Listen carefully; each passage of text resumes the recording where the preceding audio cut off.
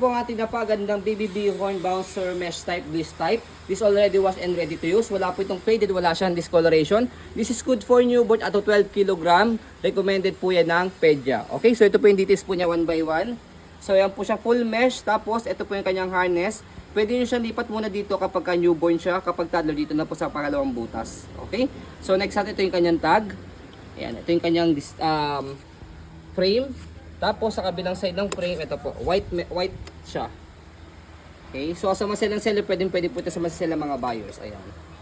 Okay, so next natin, para tanggalin po itong pinakatela niya, di-garter lang naman siya rito, tatanggalin nyo lang siya sa garter na yan. Pero syempre, wash na po ito, yan, gagamitin nyo lang po siya. Next natin, meron siya 3 level para higa. So ito po yung pinaka-toddler po niya, mga 2 to 3 years old. Pangalawa, angat yun lang siyang ganyan, mga around 1 year old. Tapos kapag pang newborn, dito sa pinakasagad niya, unang-una, medyo mababa siya. Okay? Next natin kapag hiniga siya, angat yun lang po itong kulay pula. Yan, tapos compress nyo lang siya. So yan, as you can see, ang gang lang po ito, around 2 kg lang po siya. And then, ang nipis po ng pagkaka-fold niya. Travel friendly. Okay? So yan po yung kanyang pinaka-frame.